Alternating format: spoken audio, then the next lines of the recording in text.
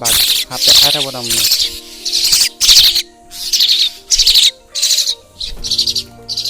ঐ কি